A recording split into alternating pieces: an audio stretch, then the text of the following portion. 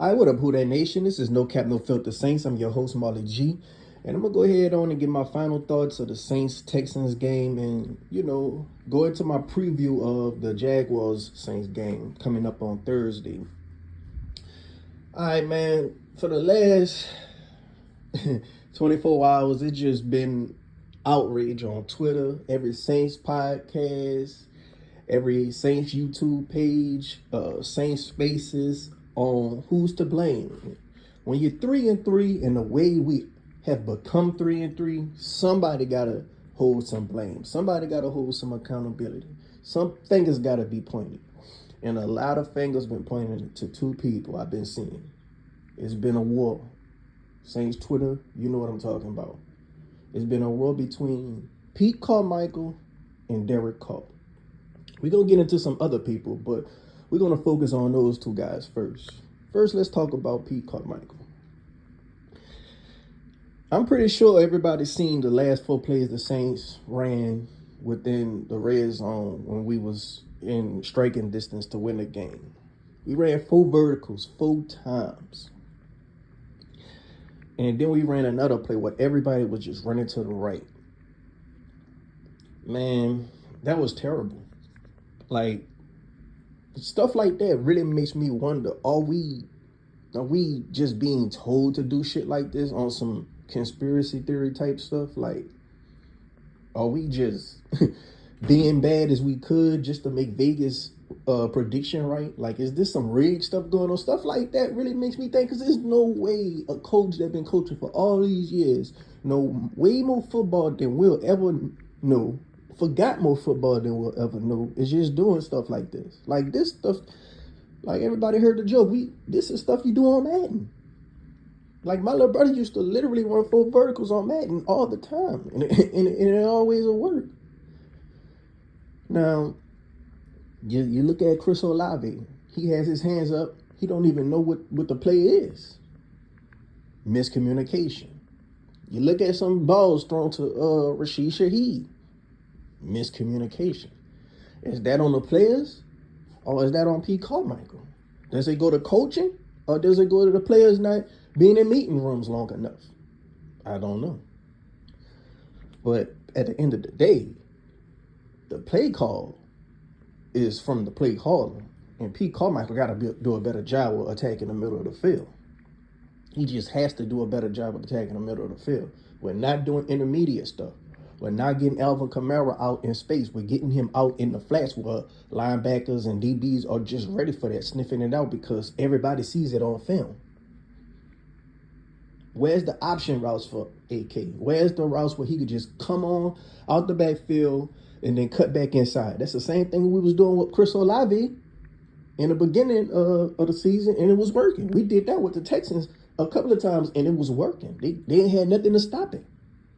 It could be so simple. We ain't get back to that yet. Where's Jimmy Graham? Why is you having him on the team, taking up a roster spot when you're not using him in the red zone? A man is 6'7", damn near 6'8". Jump ball specialist. Where's the slant routes to Michael Thomas? Why are we not running the ball with AK Mo? It was some runs up the middle with AK. We was having success. We got away from that way too early, if you ask me. Where's Kendre Miller? And I understand we got so many playmakers. You can't just make everybody have a good game every game. Like, sometimes there's gonna be games where some people just not gonna have a good game. And speaking of that, I remember we blown out some team, and Brandon Cooks was upset because he didn't get the ball. And a lot of people are feeling like Chris Olave is Brandon Cooks number 2.0. He's just a prima donna. He's a diva. He's whining that he's not getting the ball. He wants to be, the man. Or maybe he's just upset at the play caller itself calling these bum plays. I remember when Mark Ingram said, "Man, quit running that shit." And that one, Sean Payton was here. Like, sometimes players just get mad at the coaches for running bum plays. You seen it when Derek Carr was on the sideline arguing with Pete Carmichael. He said, he was just talking, but Pete Carmichael just so happened to be right there. I don't buy that. You seen when Alvin Kamara was on the sideline talking to Jameis, and he was just looking at him, insinuating like, "Man, what? I already know, man. Tell me about it." We know they were probably talking about Pete Carmichael, and the players, they're really talking about. It's not the coaches. It's the players executing. You already know they just trying not to throw Pete Carmichael under the bus. Like, you just don't never do that, really. But two things could be right at once. I do feel like it's some players that are not executing right. AK has said some people are not taking things as serious as others. That leads me to believe that they're not coming into meetings early. They're leaving out of meetings soon as it is over. They're leaving out of practice soon as it's over. Not being the first one there, last one to leave. That means they're not studying film, not training as hard. To me, that can only be the people that's messing up on offense. The defense is doing fine. To me, that can only be Trevor Penning. Is he working as hard as he can? They said it's not Derek Carr. They said it's not Eric McCoy. Can it be Cesar Ruiz? He got that bag, and ever since he got that bag, we didn't see him the same since. Can it be Ruiz's injury holding him back? I don't know. But he seems fine to me. But can it be the injury holding him back? But ever since he got that bag, he hasn't been the same Cesar Ruiz that we seen last year that took that leap. And this is under the same Doug Marrone. Can it be Olave and Shaheed? A lot of missed assignments been happening lately. That's all I'm saying. Maybe Chris Olave ain't getting these targets like we think we're supposed to be getting these targets because Pete not trusting him to know where he's supposed to be at. Maybe Derek Carr not trusting Chris Olave and Shaheed to know where they're supposed to be at. That's another reason why I say Michael Thomas and AK should be the focal point of this offense. You see, Nick Underhill had put it in his tweet. Michael Thomas need to be used like Keenan Allen. I've been said that like a week and a half ago on this show and on my Twitter. Keenan Allen is still putting up a lot of production. You ain't got to be a high flyer to be a wide receiver one. You just got to be efficient, reliable, and you got to have good hands. And know where you be on the same page as the quarterback. And Michael Thomas has all these traits. Before the season started, I said we need another pass rusher.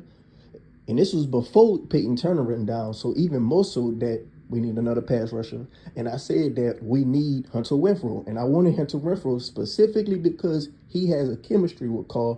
And they could be on the same page when it comes to the red zone. Shaheed is good and he's talented. But when it comes to savvy vet, being able to be witty and being able to do vet moves and just, know defensive film and just know where they got to be at in certain spots, you will want Hunter Renfrow in those situations over Shaheed. And maybe over Olave, if Olave keep messing up. But just specifically in the red zone, or when we need to move the chains. So it's looking like I was right. And right now we down O-lineman. Penning had to come in because Hurst got hurt. That means Garcia was on left guard. Nick Saldiveri had to play right guard because Ruiz had to play right tackle because Ramczyk got hurt. Collins is right there on the market. He want a bag. He want to be a starter. We might got to go ahead on and give it to him. The man ain't no scrub. He might be some type of locker room cancer, but he's not no scrub. But I think we got the type of locker room that could put that in check. Like, you ain't about to just come here and just be no locker room cancer. But I could be wrong because there's players not executing right that's messing up the locker room right now. Alvin, DD, and Michael Thomas said it themselves. And Alvin ain't never been this vocal.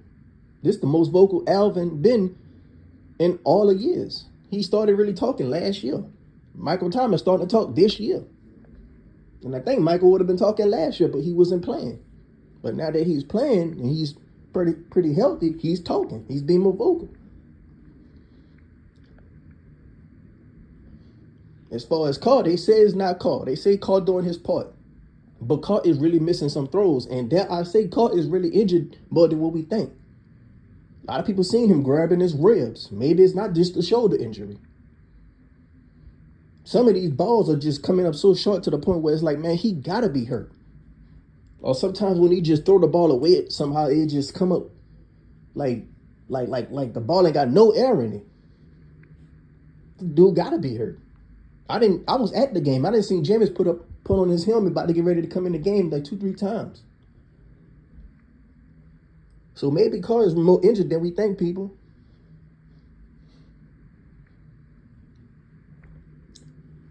But they told me that Carr got the ability to change the plays.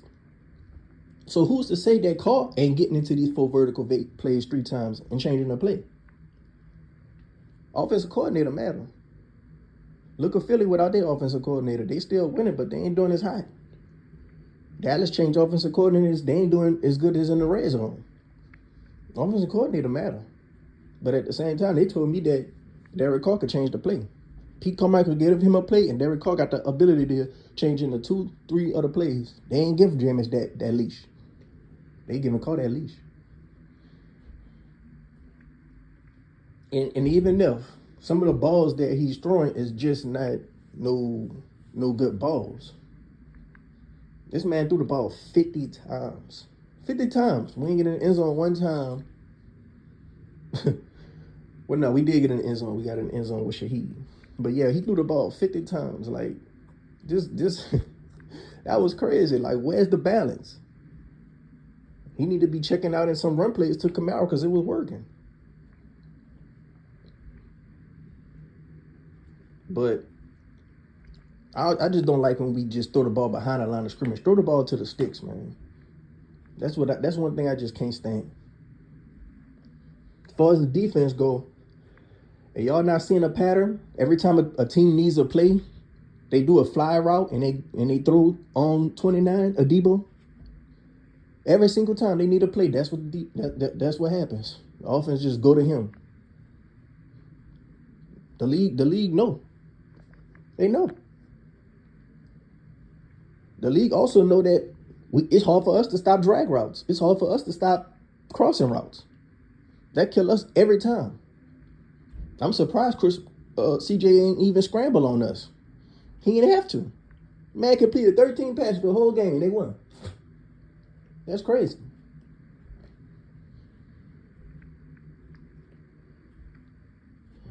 How y'all feeling about Colin Sanders? Brian Brzee doing what he doing for a rookie. Nathan Shepard, from what everybody's saying, he's opening up a lot of people. He's doing his thing in the interior. Malcolm Roach, he's a rotation player. He's coming in. You can see him. How y'all feeling about Colin Sanders? But to me, the defense as a whole, I feel like you can't really blame nothing on the defense. We rank 6. Like, you can't really blame nothing on the defense. The only thing you probably could blame on them is the fact that they gave up that 17-point lead in the Green Bay game. But at the same time, you can't really fault them for that because they was on the field so long. But 17 points in the fourth quarter, that's still hard to not blame them. But, man, we the 6th-ranked defense, but we'll be probably ranked top 3 easily if our offense was just competent. It's complimentary football, people. Groupie, man, we talking about a whole different game if Groupie make those kicks and if motherfucking Byron hold on to that ball for that fumble. We talking about a whole different game if Derek Carr throws the ball and Rashid just catch it in stride instead of him having to stop and then come back and just mouse the defender. Now that play, I don't know if that was Derek Carr being injured and his arm or his ribs didn't allow him to throw the ball that far, or if they weren't on the same page with that route. Who knows?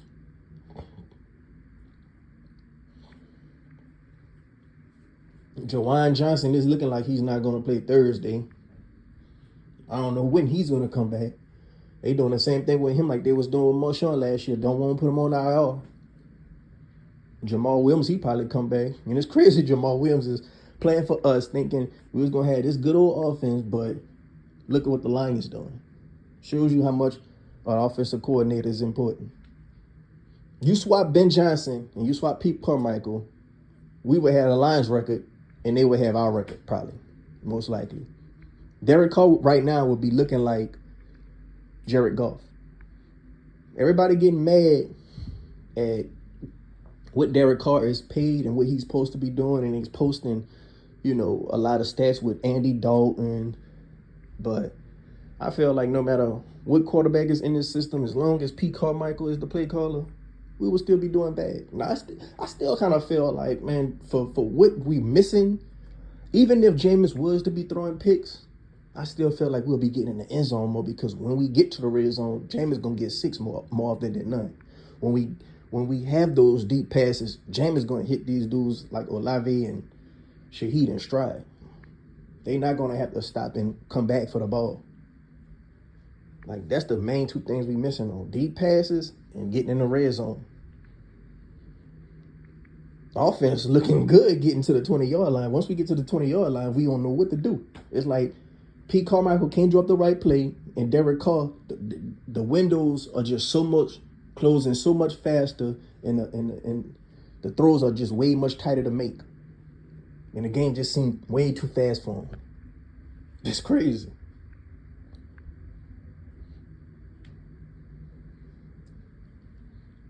The good thing about it is we get like a mini bye after this Thursday game. I really feel like, depending on the outcome of this game, Pete Carmichael not going to have play calling duties after Thursday. You already see the Panthers just took the play calling duties from the head coach and gave it to someone else. That's being proactive. That's what we need to do. See something not working, try something else. We got 23, 24 games of film? Come on, man. Something got to give. Something's got to give.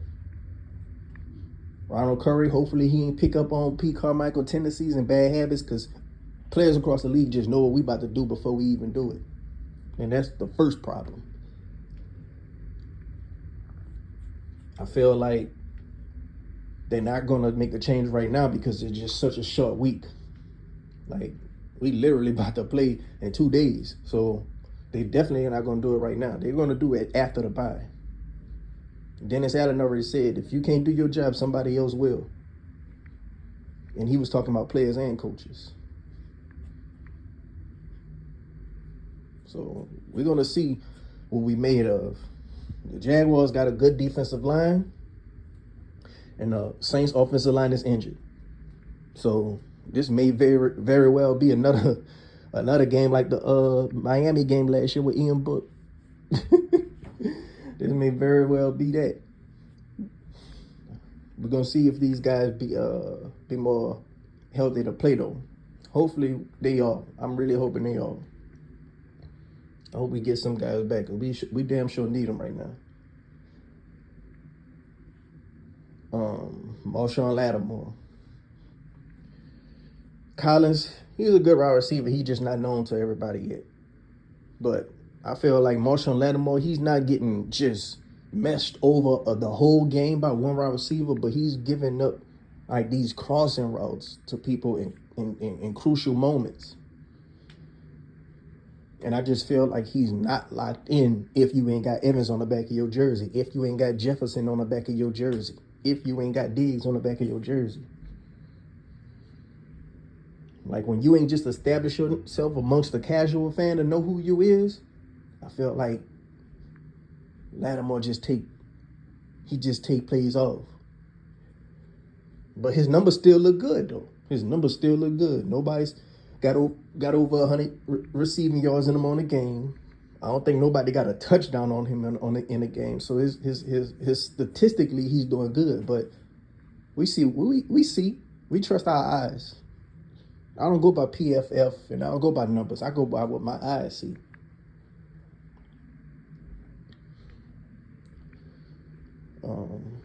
Another thing, going to this game, hopefully that after this Thursday game, we call up Blake Gilligan again. I feel like Lou Hedley is putting the defense in bad situations, giving the opposing team offense way more yards than they should be having with these low selling kicks.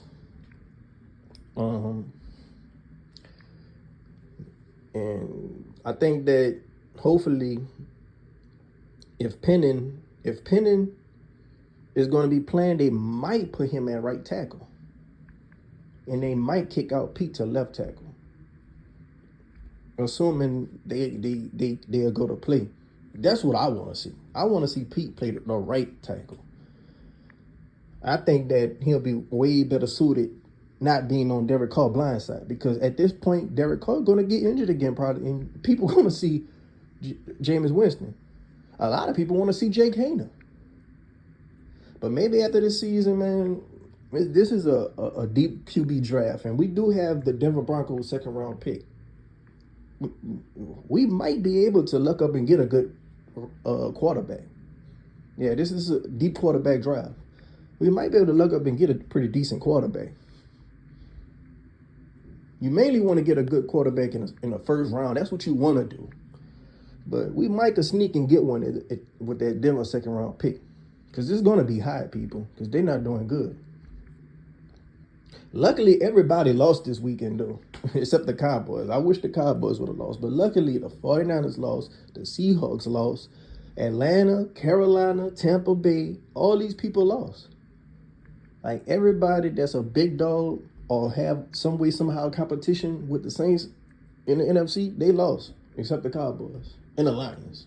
But I would prefer the Lions to go ahead and just beat the Buccaneers anyway. But the Cowboys won. I wish they had lost to the Chargers. But, man, look. At the end of the day, we 3-3. We still have a chance to turn things around. I'm going to be optimistic. But at the end of the day, I know we're not going. We ain't got Super Bowl aspirations. We have a Super Bowl roster, but I don't have Super Bowl aspiration for this team. All I want to do is make the playoffs and at least spoil one team. And in my perfect world, Dennis Allen and Pete Carmichael fired. I know that's going to be hard for them to get fired if we make the playoffs, but I don't want to just dread no boring season. I don't want to just dread no horrible season. Now, a lot of fans feel like, man, if that's what's needed, if that's what's necessary for Dennis Allen and Pete Carmichael to get up out of here, is just to have a trash season.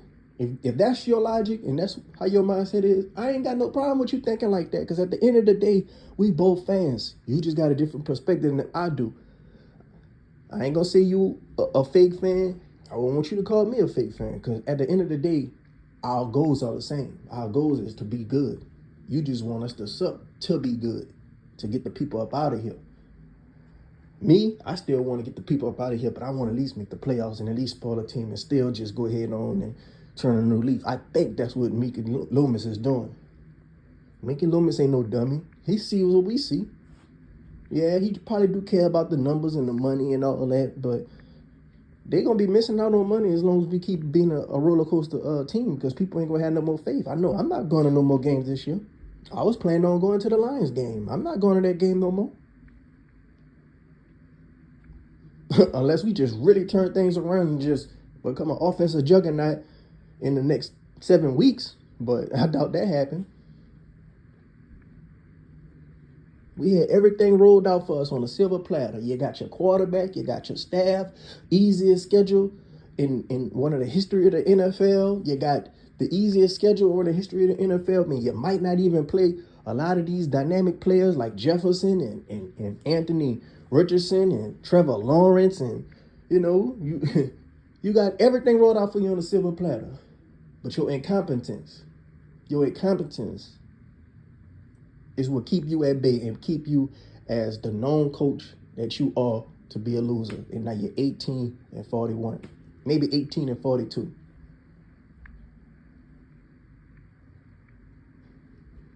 Everybody blaming Pete Carmichael. Everybody blaming Derek Carr. And that's another thing about Derek Carr. People keep comparing Derek Carr and Jameis Winston to Drew Brees. Oh, I seen Drew Brees do this. Why he not doing that, man? Drew Brees used to do this and Drew Brees used to do that. You can't compare Drew Brees to these people. How special would Drew Brees be if you could just easily compare him to people on this level? You got to compare Drew Brees to Tom, to Peyton, to Rodgers. You got to compare him to them on his tier. Stop saying that Winston need to do this and this because Drew Brees did it. Drew Brees is one of the best quarterbacks in the NFL, period, in the history. Like, you can't say this dude got to be like that.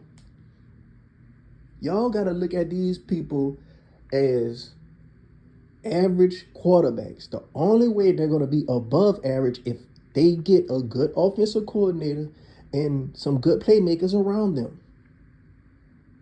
I don't think Tua is that good of a quarterback. I think Mike McDaniels is that good of an offensive coordinator. I don't think Brock Purdy is that good of a quarterback. I think he's surrounded by a good team with a good offensive scheme. Same as Jared Goff. Look at Geno Smith. He revived his career in Seattle. System, scheme, and all that matters, people. They can elevate these average dudes and revive their career. The only elite quarterback in the NFC, in my opinion, is Jalen Hurts. And we see how he's looking with a new offensive coordinator. He just threw 3 picks? Maybe 4 against the Jets? Still had that good O-line. Got a good running back. Still got good receivers, but game matters. But I still think he's the best in the NFC. Look at Christian McCaffrey. I think Alvin just as good as him. But Christian McCaffrey in a way better scheme. Way better offensive line. They two are the same type of running backs. I just think Christian McCaffrey got more acceleration and more speed. And Christian McCaffrey, when he's doing things, he's like, when Alvin doing things, he just like he jogging, he just floating. Alvin remind me of just a type of running back that just playing a game like how Prince was playing in Chappelle's show when he said blouses win. Just make everything look so smooth and easy and swiftly. That's how I compare them two. But the scheme matters. But let me know in the comment section below, who y'all feel like is most to blame? Is it Dennis Allen? Is it Pete Carmichael? Is it Derek Carr? Is it divas like, quote unquote, Chris Olave, who's supposed to be Brandon Cooks number 2.0? Is it the offensive line? Is it Doug Marrone? Who's to blame, people? Can't really say it's the defense. I hope nobody don't say it's the defense. But who you think should carry the biggest percentage of the blame? Because it's a big pot that everybody got their hands dirty in. It's just not solely one person. But I do believe if we was to just we can't fire Dennis Allen in the middle of the season. That's just not gonna happen. But I do believe the best thing that we can do is just relinquish Pete Carmichael of his play calling duties. That's the best thing we could do. If we do that alone, I think a lot of our problems will be solved. Just get a different voice in. Just get a different mindset in. Maybe they could just shake some things up and everybody could just start fresh and, some new ideas get thrown in the mix. Sometimes we just need not only a change of scenery, but just a change of personnel from within. So let me know in the comment section what you guys think down below. I really think it's a little mixed bag of everything. I think it starts at Pete Carmichael and it just funnels down a little line. Funnels down to from Pete to Derek Carr play and his decision making, and then it funnels down to the wide receiver not being, happy with what's going on, and that gets in their head, and I guess it just makes a whole lot of miscommunication, and I guess that means that trickles down to the locker room, that trickles down to meetings, that trickles down to practice, watching film, giving a damn. Let me know down in the comment section below, man.